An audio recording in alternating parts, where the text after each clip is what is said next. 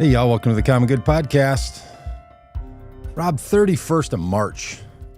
Wow. Good Lord. Isn't this like some famous day, like March, Ides of March or something? When is that? No, Ides of March, I think, is the 15th of March. What was that? I mean, this is April Fool's Eve. April Fool's Eve. That's what March 31st is known as. Like where you get a real jump on a prank, and people are like, you can't tell me you're pregnant on the 31st of March. That's just lying. That's not a it's like opening one present on Christmas Eve. Opening one gift. We should have started with that. We should have started with a very breaking news, everybody. Breaking lie. Hey, are you? Do you have big Easter plans still? Do you? I mean, you're kind of in between. You've got a kid old enough to not really care about Easter, in the fun Easter bunny sense, and not grandkids yet. So where are you in the who cares about it? And you're not a pastor anymore on a working basis, on a weekly working basis. Yeah. Are you guys running a little get together? Our church, Vintage Fellowship, meets on the first Sunday of each month. Okay. Which, thankfully, this year means Easter Sunday. Wow. So we will have an Easter Sunday gathering. Really looking forward to that. Got a lot of work to do between now and then to get ready for it. In terms of Easter baskets and whatnot, we totally do the Easter basket thing, and we will. Oh yeah. And probably it's also Ari's birthday, so she'll be 22 on Sunday as well. She'll probably want to come over and make sure that we had an Easter basket for her too. Yeah. Easter's one of those. Yeah, it's a fun holiday. Where are you, Doug? Where are you on Peeps? I love them. Love them. Yeah. Okay. Yeah. Love them. I'd eat them stale. I'd eat them frozen. I'd eat them fresh. You ever let them get stale and then microwave them? I've done that. Sure. My brother-in-law used to do that. They're marshmallows, man. I don't know how people have a bad opinion about. I mean, what I don't appreciate are s'mores, because that's the biggest lie in treats. No marshmallow has ever been warm enough to melt chocolate. Oh yeah. Do you know how warm? If you go into a s'more thinking that the chocolate is going to be melted, you're just going to be disappointed. I mean, kids sit there and we spin that thing and try to get it black and hot as can be, and then rush it over without it melting off of the prong. Have you ever put chocolate chips in an oven inside cookies? Yeah. 370 degrees. They barely melt. They just lose. The thing about them is they don't melt. The thing about a Hershey's chocolate bar, go ahead, just heat that sucker up and see how long it takes for the waxy film on that thing. Yeah. Okay. So marshmallows overall, I don't. Let's not make them be a heating device. And if we don't make them be a heating device, I'm loving a marshmallow. I'll make taffy out of that sucker, pulling it back and forth in my fingers as an adult. I will do that. Yeah. Where are you at on Cadbury eggs? I don't care. Don't care. I eat one Cadbury egg a year. And on Easter? Around Easter. I often don't eat it on Easter. You're going to eat one Easter treat and you don't do it on Easter. Yeah. Like you're doing it Monday afternoon? You're doing it on... maybe. Yeah. It might be like Thursday of next week where I'm like, oh, I forgot I had that Cadbury egg. I'm going to eat that now. So what are you going for? The classic? Or are you getting the flavors on the inside? Oh, are you getting totally. that fakey... Classic. Yeah. No. I don't mess with a good thing. Where are you at on jelly beans? Yeah, I like them. Remember when the fancy jelly beans came out? The little ones? Oh, like the Jelly Bellies? The Jelly Bellies. Jelly Bellies? That Ronald Reagan used to have on his desk. Flavored? When we were kids? I worked when I was in high school, I worked at Brightman's Fine Gifts, which was a little store in downtown Norwich, New York. And we had a whole section of Jelly Bellies, and you could mix and match, and we had recipes that you could put together with the flavor combinations, and it was great. Well, where are you? Are you still into them? You still liking your Jelly I Beans? like the Jelly Belly, but I can't have a generic plasticky jelly Really? bean. Like the big ones? You can't eat those Yeah, just straight out of no, the no, value no. pack bag from Yeah, no. Target or Walmart? I gotta get the Starburst brand or the Oh, like. okay. I like I something understand. with some actual flavor in it.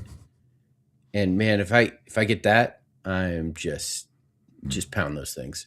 Which I'm sure. And listen, for all of you haters on the internet who like to call me fat, yeah, we're we're talking about Easter candy here. Yep, yep.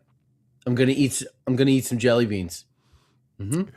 I I'm can't gonna wait to see I the I'm comments. gonna I'm gonna eat a peep or two, How and I'm gonna eat one about Cadbury that? egg. Yep. Easter's my favorite holiday of the Is it year. really? It Wow. is. It is. Look, I have never understood.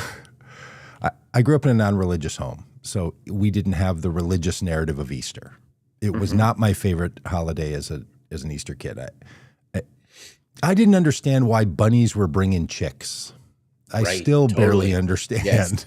Yes. Why? Yes. Why are bunnies bringing eggs? It doesn't make sense. Yeah, and then there's little chickens running, and I said to Hmm. my 6.5-year-old grandson, he had a little chick thing that he got, he had an early Easter, and a little one you wind up, they're cute, they're running around, little plastic Yep. things, but that all over, and I said something about it being a chicken. He goes, no, it's a bunny, it's a little baby bunny. It came from the Easter bunny. I'm like, no, that's a chicken.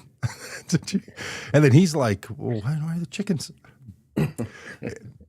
Easter, it's the That's funny. fertility, the new birth, the restart. It was the takeover of a pagan holiday in celebration of, kind of connected to the winter or the lunar solstice and Passover.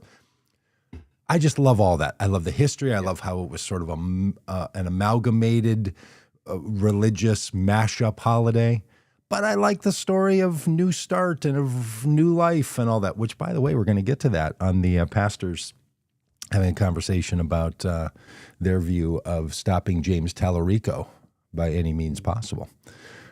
Did you follow that controversy this week? Oh yeah, absolutely. Yeah. Okay. Yeah. Hey, but before we get to that big weekend with no kings, Yeah. how How'd did you it go do? for you? I saw you standing on a box in front of a group of people like an old street preacher. Yeah, yeah. There was several events throughout my district, and I decided to forego the huge one Okay. in Fayetteville and to go to try to encourage the good folks who were meeting in some kind of Hmm. more out of the way places. So I headed over to Siloam Springs, Arkansas, which is the home of John Brown University, which, Mike Huckabee's wife is on the board and, very, very kind of evangelical, conservative Okay. Christian university. And so I headed over there and there were about 80 people or so that were gathering and got to visit with them a bit. And then I scooted over to Bentonville. Um, and there was about 500 people or so that gathered in Mm, Bentonville and had the chance to jump up on the on a little bench and good. talk to those good folks. And yeah, it was a lot of fun.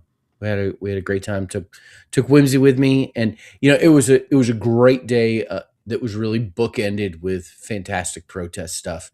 Had no Kings in the morning, and then ended the day at Jesse Wells concert. Oh, Jesse same day. Wells, yeah, Jesse Wells, who is an Arkansas native from Ozark, went to John Brown University, which is there in Siloam Springs, about a half an hour away. Most of his family lives here in Northwest Arkansas, and so it was super fun. He played in Fayetteville. It was the last concert on this Mm, tour that he's been on, and his family was. And Doug, I mean, a really, I have a lot of thought. I know you saw Jesse Wells in concert as well, and folks, if you don't know who Jesse Wells is, he's I don't know, he's what, like the internet Bob Dylan. He's what, our TikTok Bob Dylan. Is that, Yeah, yeah. he's Woody Guthrie, maybe. Yeah, yeah, yeah. yeah, and another Arkansan, um, and uh, and so it was just fantastic. A couple of things about the concert. Um, Dude went like 15 songs before he said a word. Mm-hmm. Yeah, he doesn't talk. I've seen that at other shows he's been at and And I mean, experienced it. he played about 15 songs and then said, "Oh, it's really great to be home." And then played about 10 more songs before he said anything. Yeah. Um, he played for about 2 hours straight. Mm-hmm. And he's a heck of a guitar player. Like the guy can Well, break I'm getting down. there. I am getting there. He's like, I don't need to talk. I let my fingers do the talking. That's about to be my third point. But I mean, it was a marathon concert. It was only 2 hours, and it felt like Felt heavy. Yeah. Our friend Brandon, Brandon and Megan, who were here visiting with us and went to the concert with us. Brandon said he had to end the show so he could go write more songs. Like that was, yeah. It could actually, I felt like it could actually have used a little more dynamism in the pacing, because concerts are a lot of things, but just a barrage of music. Yes. You need a minute. Yes, you do. Yeah. Sometimes the reason people talk at concerts is to shift the neural patterns. Yes. I think someone could coach them a little bit. Just to, that was Vanessa said, that was one of her comments, was that he's gonna learn like the flow and the texture that you need in a concert. Yeah. The emotional ride you take people on. Yeah. Doug, I have never seen someone do with an acoustic guitar the things he did with an acoustic guitar. Well, I just saw him play it. I don't know what you saw, but I thought his playing was great. Go on. What did you see? The sounds that came out of his acoustic guitar. Yeah. I'm like, wait a minute. He's not playing an electric guitar. He's playing an acoustic guitar. Yeah. How is he making it make that sound? Yeah. Well, it's been often said about him, he's not the world's greatest singer, so he has to do something. No, he's a great singer. Yeah, I was surprised too. And apparently he did that concert on like some 1970s J.C. Penney purchased guitar. Like he's playing into the full Monty. It's just beat up guitar, and really great. And the whole vibe, he comes out. I'm sure he had the big screen that you had behind you with the American flag on it, the Robb Ryerse blown up version of a background American flag.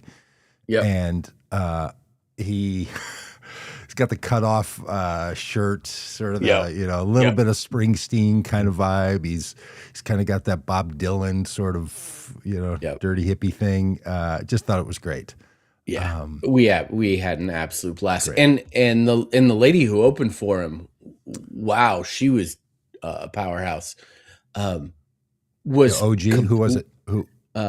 S.G. Goodman. S.G. Goodman. Yeah, I was wearing an S.G. Goodman. I bought a bag. Did you go to the table and buy stuff from them? That's the only place they make their money. Yeah, I know. The line was so long though. I bought a S.G. Goodman shirt, which is really great. Great quality concert shirt. That thing's going to last a lifetime, especially when you're my age. Thing's going to last a lifetime. And then a Jesse Wells tote bag for Shelley. A very nice tote bag. I mean, size-wise, the handles are long enough. Sometimes totes. Yeah. Look, don't get a PBS or NPR tote bag. Those people, you would think they would know tote bags. Oh, sure. That's their whole brand is tote bags. That's all they got. Handles are way too short. You can't throw it over your shoulder. She walked out, and I thought, is that Jesse Wells' mom? Just the haircut, just wow. She hit that first note, and I thought, ooh, I don't know about this. Oh, and then did you warm up to her? Oh, she won me over. Yeah. She's great. Yeah, she spoke. She talked. I Yeah. couldn't understand a word. Marbles in the Oh, mouth. really? Oh my gosh! I was like, I'm wearing your shirt right now. I'm a fan. Maybe this I've is been a fan for maybe 4 minutes. I maybe don't I've know lived what in the he- South long enough that I got understand. I I don't know got what it. she was saying. I was like, get back to the music. Stop the talking. You know how we are. Hey, speaking of that, I'm going to a Bruce Springsteen concert tonight. Fantastic. Mm-hmm. Now, you did No Kings down in Florida. Were you sad that you missed the No Kings in St. Paul? I was Where not. Bruce I Springsteen watched the was? rally here in St. Paul. Here's what I'll say about No Kings rallies. I've been to a Mhm. bunch of them. Yep. Well, 3. I I I mean I moved around and been to Mhm. some like you did, sometimes same Yeah. days. Yep. And I like the ones that are not a performance. Yeah. I was a speaker at the one at the Collier County Courthouse in South Florida. So it was just a couple of speakers and privileged to be one of those. I've heard people saying it was probably the best No King speech that they've ever heard. I've heard Oh, people have said this. yeah. Um, Yeah. People are saying. and it was great. But the real action was we left there, went out. There were 6,000 people in Naples, Florida. Fantastic. And people in Naples, Florida tend to be of an older white Mm-hmm. Republican demographic. 6,000 of them for 2 hours standing out of the street. There were basically car horns honking on the main road through Naples, Florida for 2 hours. It was raucous, not because all the energy was coming from people. There were none of those silly chants you get when you walk sometimes and hey, hey. There wasn't a hey, This is hey, what ho, ho to democracy be looks found. like. Yeah. What does democracy look like? Apparently, it looks like a bunch of This. people yelling bad rhymes. But there also was none of the singing resistance, which would have been great. You're right. But anyway, it was. I thought it was about voting, but what do I know? I thought it was about a representative form of care of people in power for those who are subjects to the rules that are being made. Yeah. Or it looks like a bunch of people walking down the street saying we should have won the election, but we decided to make other things more important than asking our friends to violate their very thin consciences. I'm getting more and more mad at all the people who couldn't bring themselves to vote for Kamala Harris. By the way, my rage is just totally. building for And we 2028. need to talk about the former vice president as well. I am out of my mind, and I'm out of my mind how how our last president, Joe Biden, how our president one before the crazy man, Barack Obama, how the president before that, George Bush, are not showing up to defend American cities when they're attacked by federal agents. Yep. Totally. Where are you, boys? Yep. You got a boys club of 4 people left that are going to stand against Donald Trump. None of you could show up. None ya. Furious.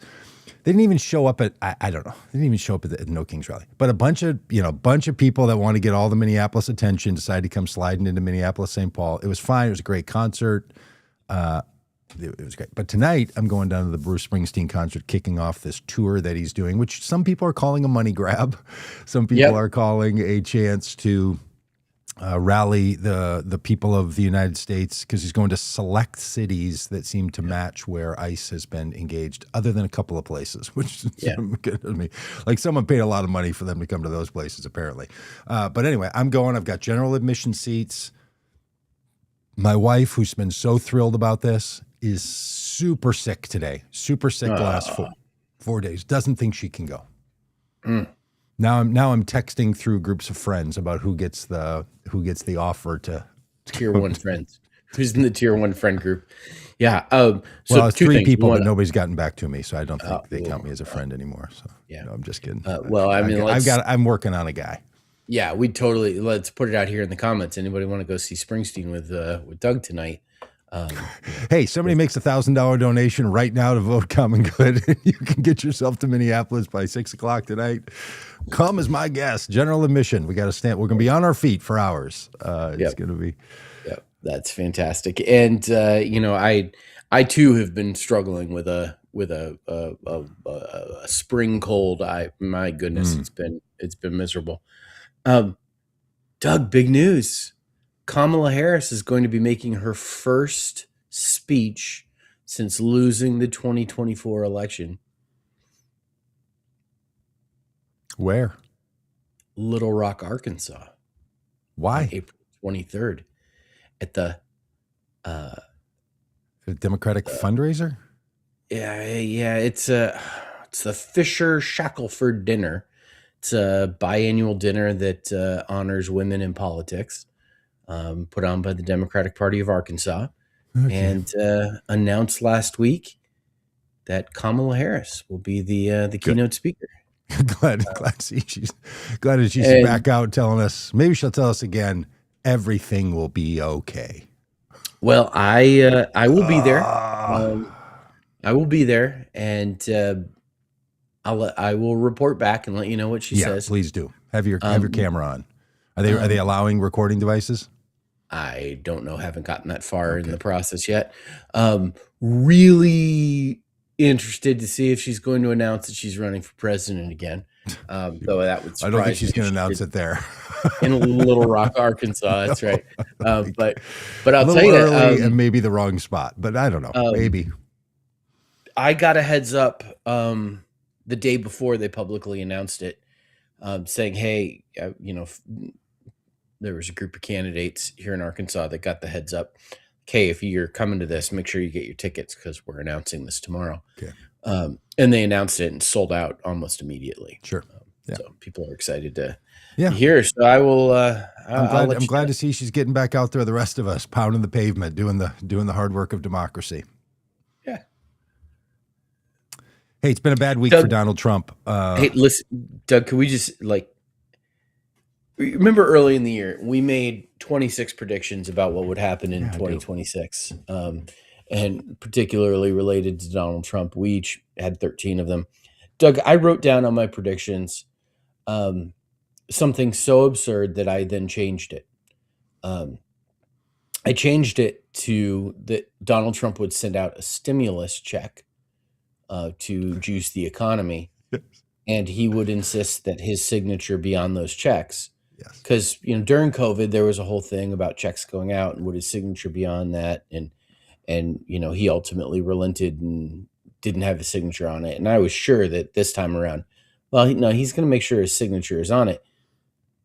I went with that because my original thought of Donald Trump is going to insist that his signature be on American money is too absurd. Yeah. It's too absurd.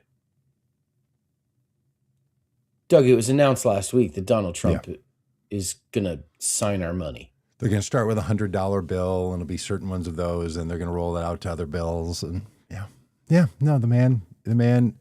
Have you heard it was nearly instantaneous response to this. I'm not sure. Every time you get one, you get a Sharpie marker, and you cross out his signature. So you will end up now. Technically, is that illegal? I think so. Sure. Yeah, I think so. But is it an act of defiance by the American people that there will then be millions of bills around that have his name crossed out? I will take Donald Trump using the auto pen of currency signing all day long for the fact that we all get to write right over the top of his name with a black marker. The black mark of shame that will fall upon this man's name. The single worst person to ever be president and the worst president. And the only shame that will be falling any deeper for honestly, for all the people who feel so terrible that they were suckered in by the guy. Yeah. Because they thought they were going to get a check, Rob. Yeah. Now what they're going to get is just his signature. Yeah. There's no checks coming, friends. The economy is crashing. Yeah, the Doge Tariffs, checks, the Doge rebates, we didn't get those. Never. Tariff dividend. Ever happened. Yeah, just not there. Well, none of the promises. I stole the opening line from my No Kings speech from a friend of mine who had signs made. His signs that he had made for standing on the street said, "Honk if you're not in the Epstein files," which was a great sign. So I started my speech by saying, "I'm Doug Pagitt. I am not in the Epstein files." Fantastic. which is a pretty good line. We're supposed to have all the clarity of all the pedophiles in the democratic culture be convicted of their crimes. Yeah. Zero. We were going to have a war-free world, instead bogged down already in a month-long war that's going to lead into 2 months long just in Iran, let alone all the other military conflicts Donald Trump is going to drag this country into. Has already and is going to. We were going to hear about an economic boom. Instead, in all of 2026 so far and the end of 2025, a negative job loss in the United States of America. Yeah. And if it weren't for AI, the entire stock market would be in trouble. You name a thing. And if you want to name deporting the wrong people out of the country, feel free. And if you think that's a good thing for America, count that as a win, because you know what the rest of America says? That's not a good thing. It's not a win. Yeah. There is no doubt that Donald Trump's presidency is a failure of his very promises. Yep. And I don't know, unless extending tax cuts, I mean, we could were the thing you wanted. We could judge Donald Trump on what we would want out of a president. Want a president who leads with empathy and compassion and courage and goodness. Want a president who advocates for policies that have the common good in mind. A president that doesn't get distracted with unnecessary political squabbles and instead laser focused on trying to do the things that can make the lives of Americans better. And we could judge Donald Trump by those standards, and what we would find is that he's utterly failed. But we're not going to judge Donald Trump by those standards. We're going to judge Donald Trump by his own standards, by the things he said he would do, the things he said would happen. He said he would end the war in Ukraine within a day, 24 hours. Wow, when are we? Okay. Oh, that it's war March 31st, on. 2026. He said that if we elected Kamala Harris president, we would have war in Iran, and that's why we had to elect him president, because he would make sure that we do not go to these endless wars around the world.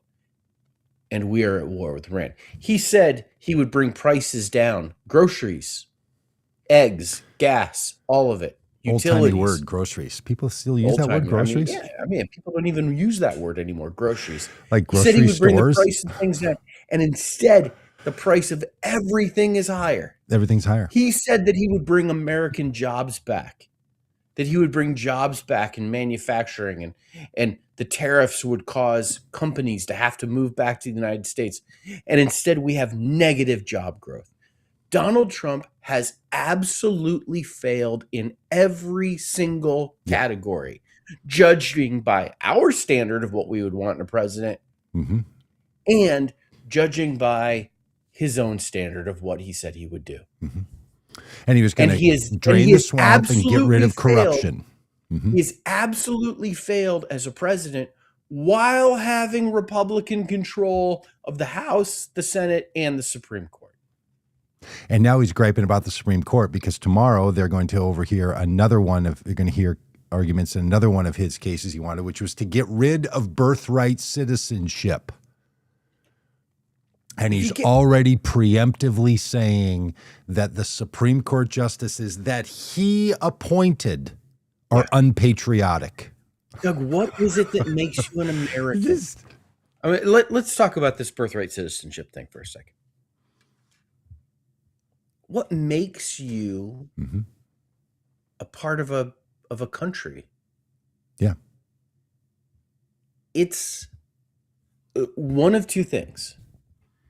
It is your ethnic heritage or the geography of where you were born. Now, the United States of America is not a country that has a solidified ethnic heritage like Italian or Irish. There's English or Italian Chinese, like Italy or China like Chinese. Yeah, we don't have a thing like that. That's right. There's like no name of the ethnic group that goes with our nation. That's a feature of the place. So the thing that makes us American is the geography of where we were born. Or the commitment you make when you choose to offer yourself as a citizen of this nation. Absolutely. It's either a place you're born into or a place that you make an ideological commitment to. Yeah. That's it. The anchor babies, that Donald Trump has made through his immigrant wives should be considered Americans as much as someone who comes here and offers themselves through the legal immigration system to become a citizen. All of Donald Trump's babies that he made with people not born in the United States, the mothers not born here, are as American as they come. Yep. Because if that's you get rid how of birthright it citizenship, if you get rid of birthright citizenship, you get rid of American citizenship. It's just so absurd. All of us. What made me American? Because if you keep going back far enough, my grandfather at some point someone wasn't born here. My grandfather was born in Canada, in Hamilton, Ontario, Canada. My dad was born in Grand Rapids, Michigan. If we get rid of birthright citizenship, is my dad no longer an American citizen? And if he's not an American citizen, then I'm not. Then I know it's just, this is absurdity. And the Supreme Court's going to strike it down. I mean, there's a lot of things. There's a lot of distractions and things that what Donald Trump and his administration have done is they've gummed up the works with these crazy things. It's the same thing with the SAVE Act. The SAVE Act is going to get passed. It's never going to get implemented into law because it's going to be challenged in the courts, found to be unconstitutional. But it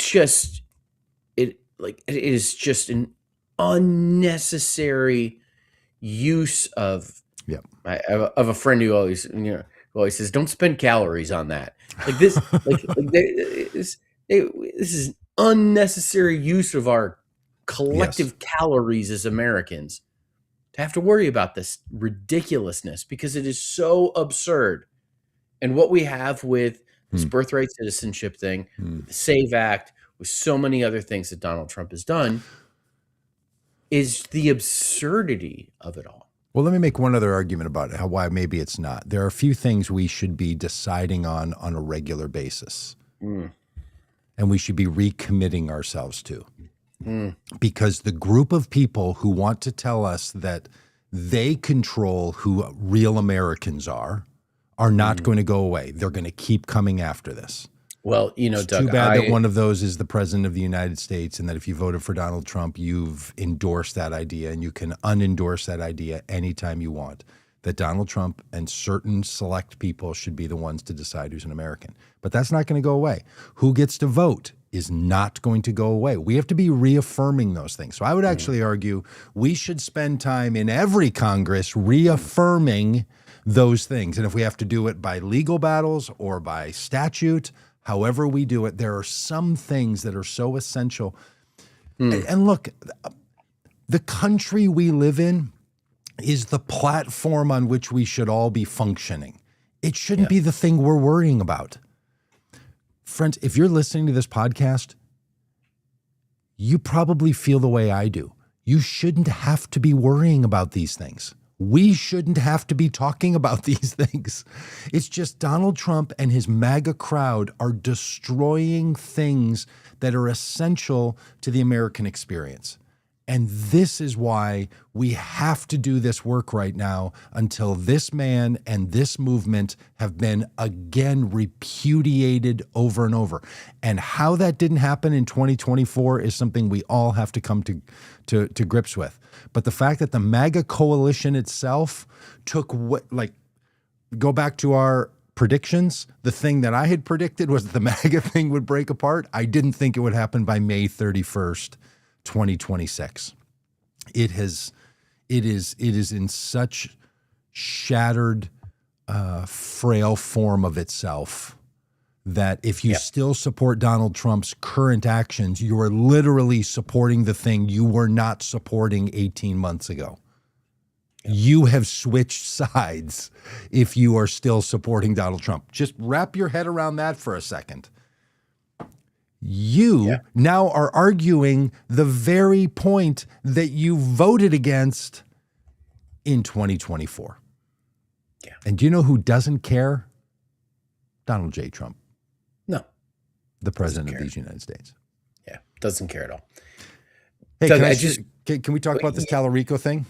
Yeah, let's do that in just a second, because I don't want us to miss FIP Program 1990 and his really timely comments that are really right on point when he says Abraham, Isaac, and Jacob were not. You're not putting these on the screen? No, yeah. We just need Abraham, Isaac, and Jacob were not Jews. No, they weren't. Followed by, there's no such thing as a Star of David. Yeah. So he's got something. Thanks, FIP. Appreciate that. Let's talk about Talarico. Yeah. Okay. So Dave here on Facebook says, no kings, losers are about to witness something that will absolutely wreck them. Not sure what that is, but I can't wait. By the way, anyone who places their faith in Christ gets crucified. That's how it works. Read your Bible. What I think Dave is talking about here is the fact that Pete Hegseth's family pastor and Reformed conservative biblical heretic made an argument this week or this month or 3 weeks ago or so that James Talarico needs to be crucified with Christ. So we're going to play the whole thing of where he talked about this. But let me just make a point, and it's sort of the point that Dave is trying to make. Even some people, we sent an email out about this, and people were like, you're being hyperbolic. They didn't say to kill him. They just said everyone needs to be crucified with Christ. James Talarico is a confessed Christian. He has said he is a Christian. He professes belief and faith in Jesus Christ. He is a Christian. He is already, quote, crucified with Christ.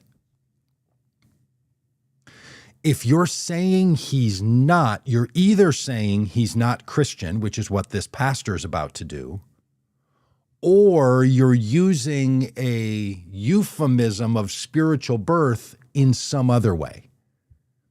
If you say he needs to be crucified with Christ, he needs to die and be born again. He's already died and born again did. The very crux of this ridiculous argument is that they're somehow trying to hide under this violent-like language of being crucified with Christ as if that's something every Christian should do. Well, James Talarico is already a Christian. So should you go be crucified? And if that's what you mean by it, that somehow it's just daily, I should be crucified every day with Christ, then what's the point in saying it about someone else? Okay, so we're going to watch the clip. Have you seen the clips, Rob? Have you had the privilege of watching these two? No, I have not watched these clips. The podcast is called Reformation Red Pill. Yeah, goodness.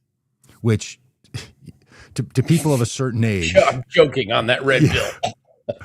It brings you back to the time when the people who held to Reformation-based Christianity in America, a bunch of bearded bros from the 90s, thought they were really up to something. Well, they're still doing it. In this case in Tennessee, but Tennessee's a very fine state. Red Pill is a reference to a 1999 film. Oh, fantastic. I swear to you, these guys are the kind of guys who in 10 years are going to be on a podcast with us, and they're going to say, Doug, I'm really sorry, man. When I was doing my thing, I used to talk such shit about you guys. Like, it's happened 1,000 times. These guys are just right down the middle. This horrible kind of Presbyterian, Reformed, Theo bro, heretical nonsense. And I mean heretical not in the larger Christian sense. I mean it in the Reformed Christian sense. All right. So here it is. A lot I had to watch a bunch of this. Okay. So here's the part. It's a podcast similar to ours, where two guys are talking about how the other side doesn't know anything. And they've gotten done talking about how they went through a bunch of speeches of Talarico. In fact, the podcast cover photo on YouTube ask the question, actually, you should pull it up here and show it to you. Ask the question, is Talarico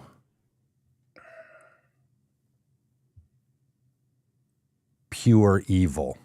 Oh, goodness. Okay. Is Talarico pure evil? That's the graphic, an arrow pointing at him, pure evil. And at the end of this podcast, they come to this. I'm going to spend a little time in a Bible study today. Here we go. Well, this is the kind of guy you pray imprecatory psalms against. Mm-hmm. And I mean that actually. And first and foremost, we pray that a man like this would be cut to the heart. And But by the way, let me just interrupt here. Imprecatory psalms, are these psalms a category of writings from the book of Psalms that people refer to as a way where the psalmist is calling upon the Lord to be the one to interfere against their enemies? You're praying something against your enemy. Just need you to hold your thought for a minute and recognize that what Jesus does in Jesus's teachings is to condemn the notion of these kinds of psalms. Okay, he's going to go on here. My wife and I were talking about this in the car the other day, about imprecatory psalms, about God's enemies, and how whenever we are dealing in the category of enemies, right, we have private enemies whom you are to forgive, right? There is actual Greek word for private enemies, right? So these are the ones that you turn the other cheek. This is where you forgive. This is where you extend forgiveness after forgiveness after forgiveness. But then there's a whole other word for public enemies, okay? And public enemies, these are the orcs at the gate. You are not called to love the barbarian horde that is planning to break into your city and, pillage, plunder, rape, and mutilate you and your people. Right. You don't love that horde. That is your enemy. And you pray. This is where you have imprecatory psalms. This is where you pray strongly. The psalmist is not shy. God, destroy them. Make them as dung on the ground. Right? So, but okay. So, friends, this is at the root of the question of, do you follow Jesus's teachings or do you follow some Reformed Christian pastor's reinterpretation of Jewish psalms? When Jesus is about to be crucified by the Roman government was the hordes at the gate to the Jewish people. Right. He is not in a personal conflict with Pontius Pilate. He is not trying to work out a spat between hurt feelings with Herod. What he is saying when Jesus says, Father, forgive them, for they don't know what they're doing, cannot be interpreted as a private forgiveness that doesn't apply to public actions. He is being publicly crucified as a political enemy of Rome to squelch the movement of Judaism that he represents. So this kind of thing that this pastor is saying, where he's basically saying you should individually forgive, but if you have a collective of people, then you should pray and you should work to destroy your enemies. Love some of your enemies interpersonally, but destroy your enemies. Okay, this is his general argument. Rob, anything else to clarify before we sort of keep going here where he gets 48 seconds of more nonsense? I'm trying to fact check this public versus private enemy thing. How's that going? Because I'm still working on it. Because because you've never heard of it. No. Yes. No. Yeah, there's a Greek word. There's a Greek word for that, and therefore the Greek word that Jesus clearly used was a Greek word that was for pride. You know what if Jesus had meant, by the way, if Jesus had meant privately forgive your enemies and bless those who privately persecute you, do you know what he would have said? Privately forgive people. Do you know what he said? Because he told us to pray in private. Pray in private and forgive your enemies and bless those who persecute you.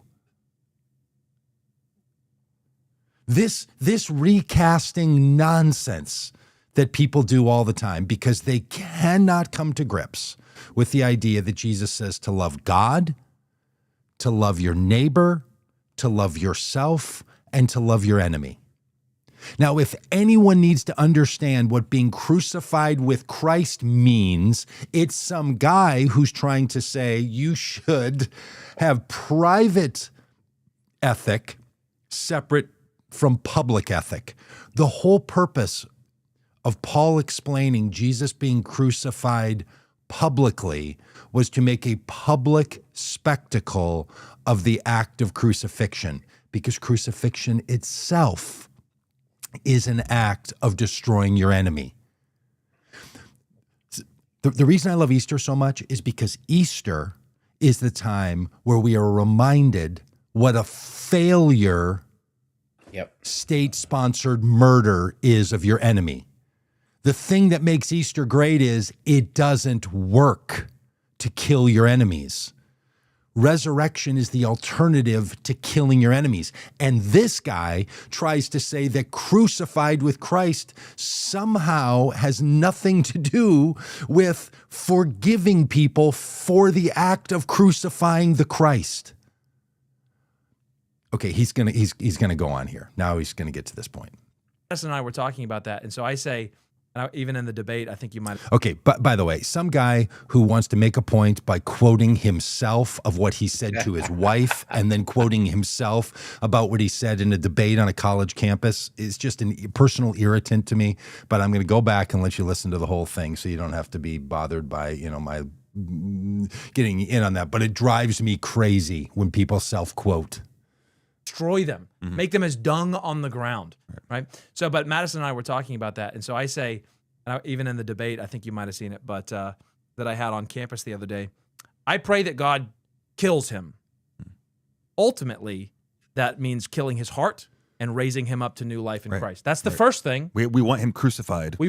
With Christ. That's exactly right. I want him to be, I think, Saul of Tarsus, Talarico of Tarsus. Yes, That's what I want. Who would say, I was holding the garments while they stoned Stephen, and now I'm that's what we want. Yes, we want death and new life, right? And if it would not be within God's will to do so, stop him by any means necessary, oh God. Mm-hmm. That's how we, that's why we pray imprecatory Psalms, even in our Lord's Day service. Mm-hmm. We are whole Bible Christians, after all. Yeah. Any last words, or are we wrapping it there? I think that's it. All right. I hope. All right. Okay, can I just... Oh, yeah. Oh, have freaking have at it. The smugness of these two putzes. Them or us? Because my smugness is caught up in my throat at this point. I'm so smug about absolutely. Oh, they're so clever.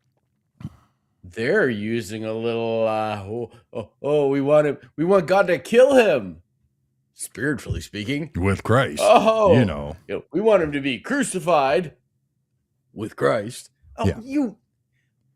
You're not that clever. You're not that clever. Knock it off. Knock it off. You know what you're doing. You're intentionally trying to rile people up. And frankly, it worked, because here we are talking about it. Mm-hmm. Here we are talking about you. You got your little double entendre there where you're so clever. You want to be controversial. You want to say that thing that's going to get the clicks. Like, oh, we want James Talarico dead and born again. Just stop it. You're not that clever. Knock it off. Because, and you know what else? You're not taking crucified with Christ seriously. You know who didn't take that as a joke?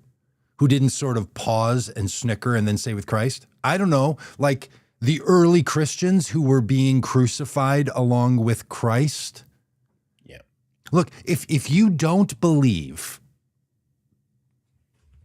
Pete Hegseth's pastor and his Red Pill Reformation podcast buddy, if you don't believe Jesus was crucified, fair enough. If you want to say it was metaphorical that Jesus was crucified, but if you do believe that Jesus was crucified, explain to me what was going on, because it wasn't a private forgiveness that was needed. Somehow in your theology, you've wrapped in the forgiveness of the God of the universe with the death of Jesus that came through crucifixion, and that's what you're referencing.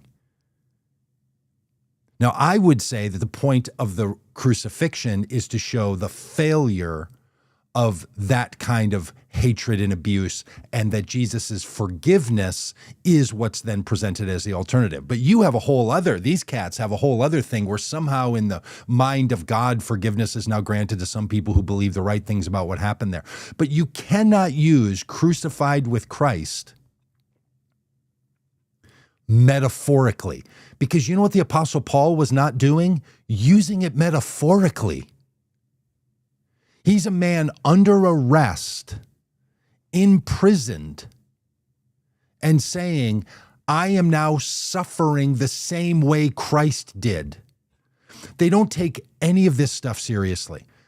And then, as someone brought up in the comments here, and if the imprecatory psalm doesn't work for God to interfere and somehow make James Talarico like us, then stop him by any means possible.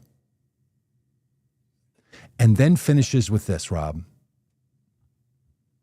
We're whole Bible Christians. You know what they mean when they say whole Bible Christians? They mean that they're going to pick and choose which parts of the Old Testament they're going to carry over. So they're going to be all about the imprecatory psalms that are going to be like, if you have the hordes at the gate, pray that God would turn them into dung. But they're going to mix their fibers all day long. They're going to eat their dairy and their meat together.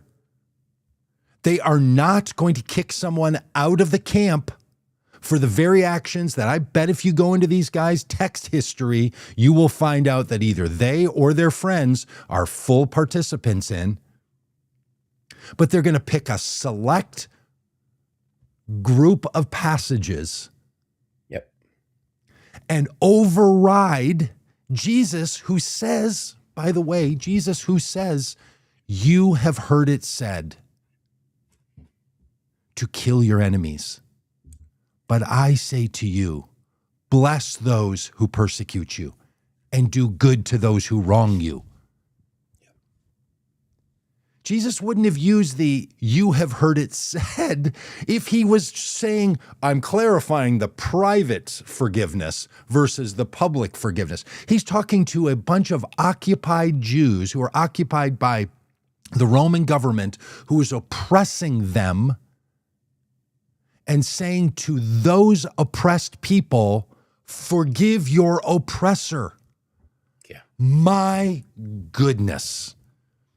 So this idea that these guys are then touting around any death language, and frankly, that these are the same kind of guys that are all up into Charlie Kirk's whole business. And I bet these guys do every single service they can where they're reminding people that Charlie Kirk was murdered. And yet, they will end with, and if you don't want to do it in his heart, stop him by any means possible. It is reckless. It is stupid. It is theologically wrong. And the fact that they spend an hour and 8 minutes talking about how unchristian James Talarico is. Now, look, they should be able to have a full theological argument with James Talarico about the points that he's made. They spend their podcast doing it. We're doing it now with them. Fair game. But when you end with, just go ahead and take him out any way possible. And by the way, it wasn't a slip of the tongue, Rob. It wasn't a slip of the tongue. You know what it was? A thing he said to his wife, and then a thing he said on a college campus earlier. In other words, he's working up a bit. Yep. And he's going to run that bit with his wife in the car and then workshopping it on the college campus and then putting it out on a podcast because they want to start a movement. Oh, God, stop James Talarico by any means possible. Well, he said necessary, but yep. Yeah, it's ultimately we've got a fundamentally different approach to Christianity. There are those, and I was raised in this type of Christianity, where the essence of Christianity is a set of beliefs, of doctrines. And in that, the Bible becomes central because the Bible becomes the textbook for those doctrines.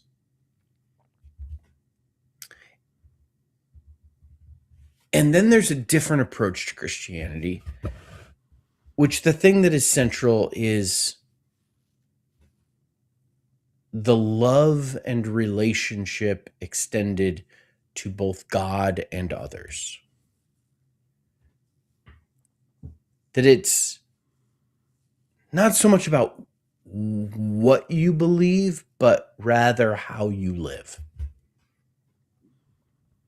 And in that approach to Christianity, the life and teachings of Jesus become central because it gives some footsteps to walk in on that path of how to navigate relationships and challenges and people and how to love. And what we see here is that when you have this belief approach to Christianity, it is very, very easy to draw the us and them lines of I believe this and they believe that. I am right, they are wrong. God is on my side, not on their side. I am good, they are pure evil. I am worthy of life and they are worthy of death. And we're seeing this play out when you take a different approach to Christianity where the thing that is centered is the life and love of Jesus and trying to live that. You don't get to draw these kinds of lines. You don't get to pick and choose. You don't get to say, oh, well, who's in and who's out and who's worthy of love and who's not, who's worthy of life and who's not, because the challenge becomes it's everybody. Yes. And what, okay, a couple things.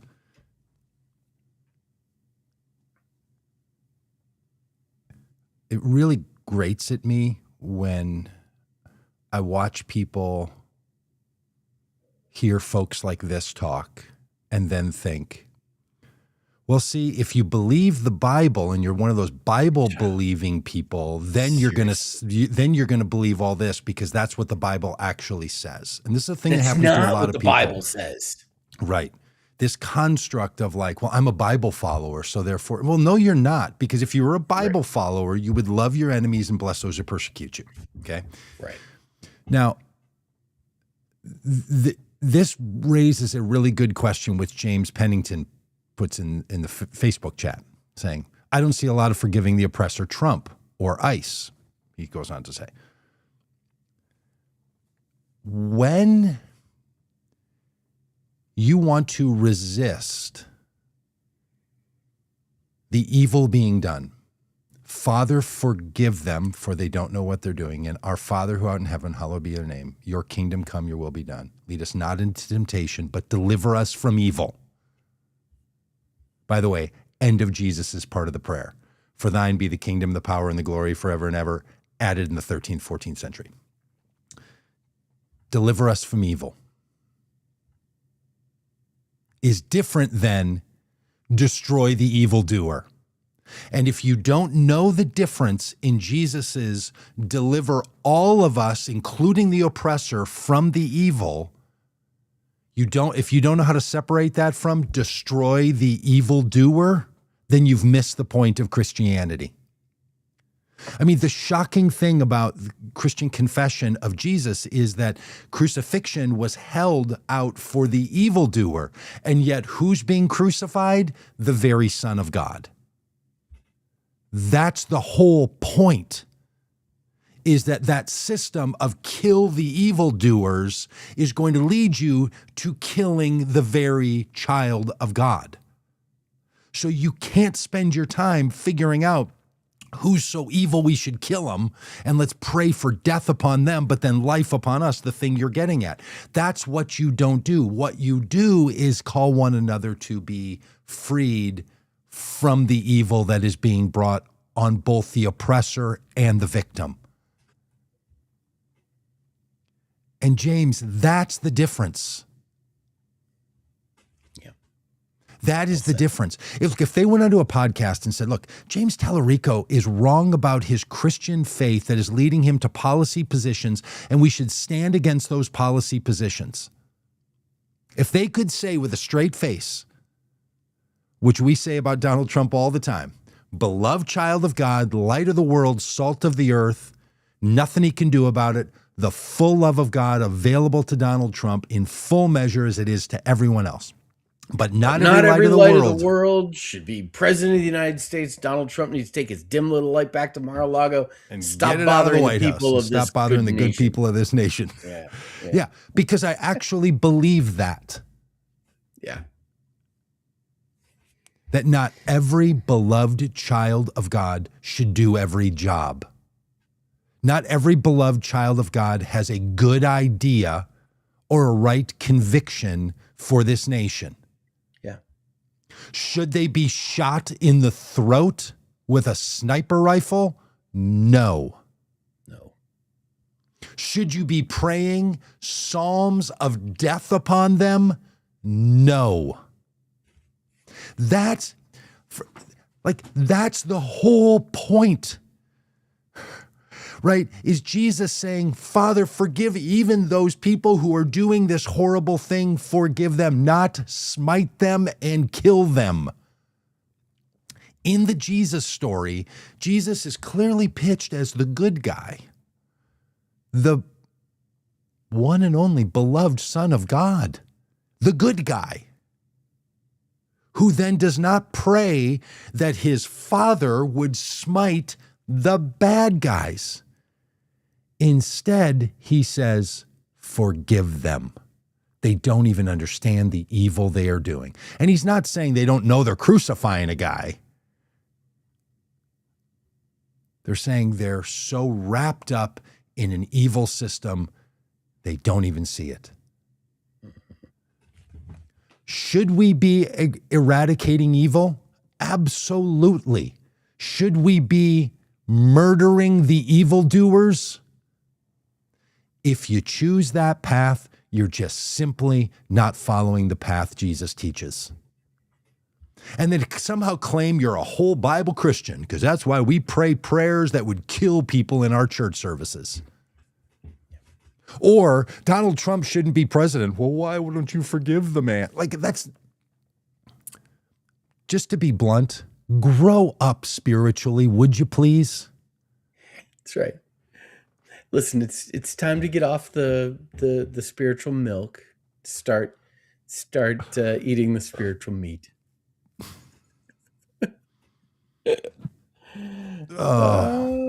And suddenly, maybe the worst song in contemporary Christian music history, comes to mind. The Amy Grant song "Fat Babies."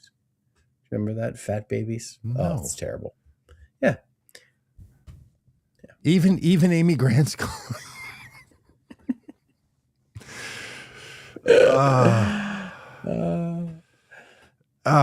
right on time. Thanks, Josie. And the Christian left is an oxymoron. Thank you. Yeah. Or not.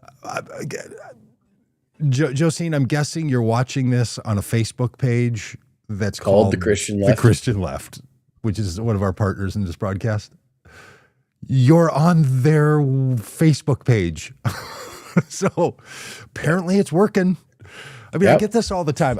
People, because, I put up a bunch of videos during the ICE attack on a great American city that killed American citizens on our street in cold blood. And people started watching a bunch of those. So now the algorithm favors videos I put up, which is just ridiculous and silly. So especially on Facebook. You're an influencer now, Doug. I'm an influencer. You're an influencer. Yeah. I'm an algorithmer. I cracked the code. Hey, you want to know how to get 5 million views on your video? Stop doing this. Yeah, the way to get 5 million views on your Facebook or on your Instagram is to get 5 million views on your Instagram, and then it'll just keep happening. Yeah. Well, okay, almost. The trick to getting 5 million views is to get 2 million views. That's the point you're making, because then it just feeds itself. It's just a self-perpetuating spread machine. But I get all these people that pop on and are like saying all kinds of nonsense. 80% of them are bots, which honestly, I sent you a screenshot, which I know you probably didn't have time to read because it was a full screenshot. But it was a comment, I think, on Instagram or maybe Facebook. And the person had made one post and had 3 followers. Like, it's clearly a bot, writing an entire argument about so it's just AI bot that's taking my comment and then writing a Trump supporting comment and then posting this thing. And of course they could figure out how to not even let accounts that have 1 follower post something. Like, what? There should just be a rule on Instagram and all the rest of that. Like, if you don't have 150 or 300 or 500 people, you can't post a comment on somebody else's public posting. Like, just, it's so silly. Of course they're doing this just for their own purposes. But the people that are not the bots, that are the percentage, they're spending time in an argument with a guy they think is a total moron, me. And I'm like, you don't even know me well enough to know how much of a moron I am. Don't get started on, look at your hat. Like, dig a little deeper, pal. You could go way deeper into the moron ship that I've cultivated. Do you know how much money I've spent on guitars? Hey, could you even I'm a fool's fool. Fool. Yeah, great. Here we go. What kind of nation is it now that Obama allowed gay marriage? Abomination. Hey, real quick, Rob. This is kind of a clever joke. Abomination. Is that new to you, Abomination? Yeah, I've never heard that before. Really? Yeah, really. Oh, Rob, that is old gold, baby. That is, yeah. Wow. Oh, that was 2000. Wow. That was 2007. Yeah. We do not want an abomination that leads to desolation. Oh, yeah. I mean, okay. we got Wow. it when That's fun. That's kind of fun that an old joke snuck by you and then came back, 18 years later. But hey, real quick, for Josine. I hope I'm saying that right.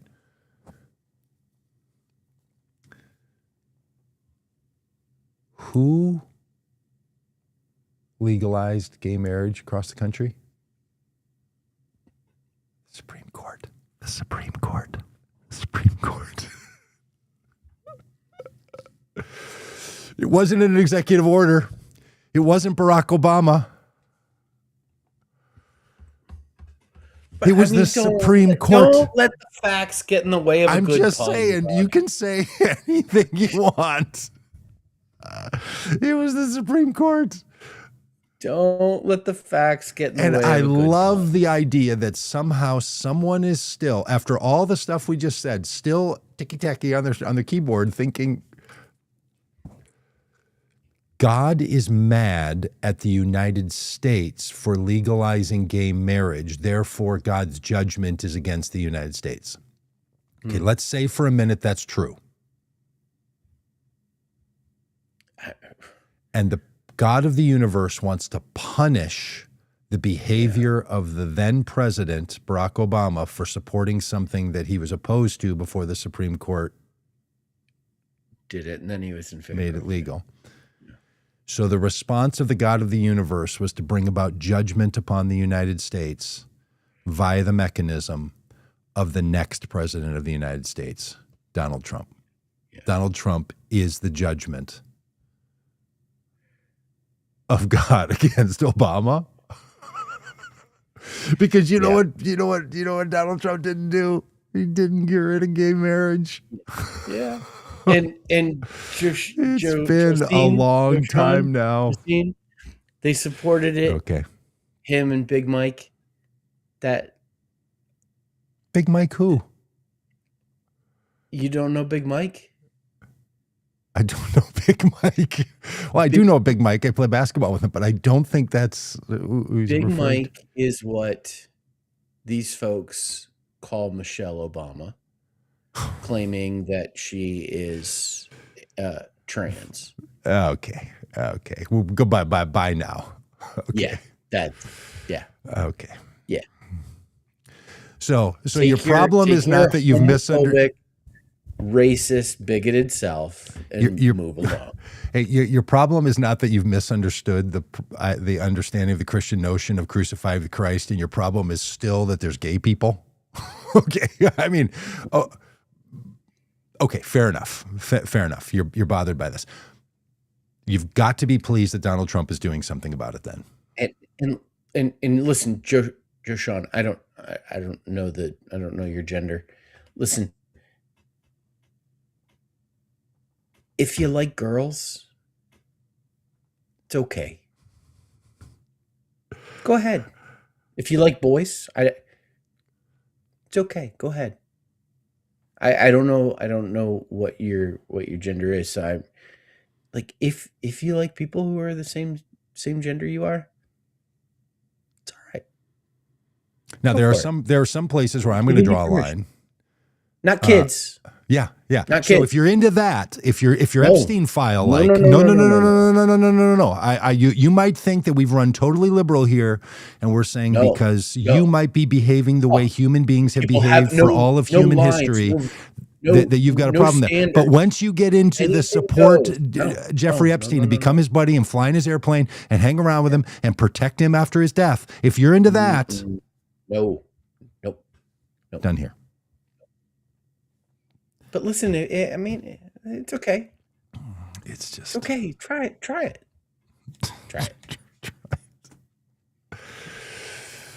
I think Because Rob's I'm being convinced the facetious person that that is is anything goes A because I know that person you. is a person that is this obsessed with gay people is probably gay. Okay, well, no, Maybe they just okay. need So permission then to admit okay. it. So then Josine need- goes on and says, "My problem is not gay people. It's about them trying to influence the young people. Your sexuality needs to be in your own home." That's literally the argument of gay marriage. It's just in your own home. What on earth? And Josine, if you're really bothered by sexual exploitation of children, there's a lot of good work you could do.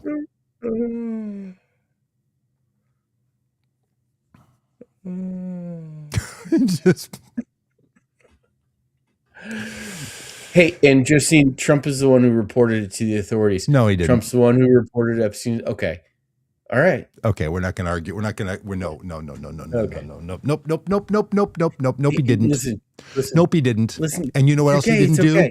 Listen, He's been the president of the United States. He hasn't reported it to the authorities because we are the authorities, and he could report it to us at any point. Thank you for your comments. All right. And I just want to be clear. If you need permission to act on your desires for someone of the same sex as you, like, consider this your permission. It's okay. I mean, just as long as they're a consenting adult, it's okay. It's okay.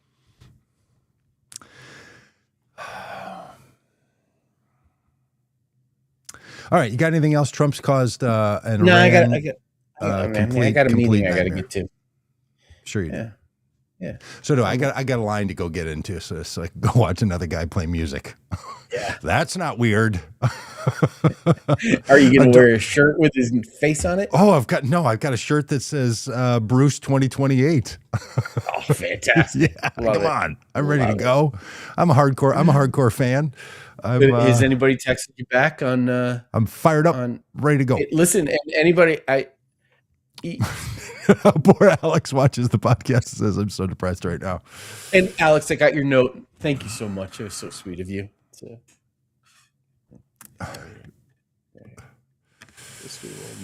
Oh, that's sweet. All right. Hey, I know not everyone would want to or could go to a Bruce Springsteen concert if you did want to, but I will be imbibing all of you tonight on the floor. And I'm a tall person. I'm 6'7", and I'll probably be wearing some sort of a hat, even though I'm trying to wear a tall hat tonight. So there's going to be all kinds of people behind me on the general admission floor that are going to be just like, oh my gosh, that guy's right in front of us. So, and I'm not going to stand in the back. I'm doing everything I can to get right up front. A few years ago, Rob, I won the lottery, and I heard there was a lottery for this one, which is people have general admission seats to the pit, like down front. They do a lottery, and they have in the past done a lottery in the afternoon, and then you line up by your wristband number when they pull out a random number. And I don't know if they're doing that today, so you might have to get down there at like 4 o'clock or 3 o'clock and stand in line. And the show's not till 7:30, and it'll run 3 hours. So it's like, oh my gosh! No. This is us at the Jesse Wells concert. Like, oh my goodness, we were too old for this. Or I got to stand in the back, which I probably should. I don't know. I just got to think it through. I should probably just get there at a reasonable time and stand in the back. But then I'm like, if I'm already here, if I get there at 6 when the doors open. And I might as well have gotten here at 4 or 3. I mean, what are you doing at 4 o'clock? You're thinking about going to the concert. I might as well be down there thinking about going to the concert. Yeah. Okay. All right. Bye.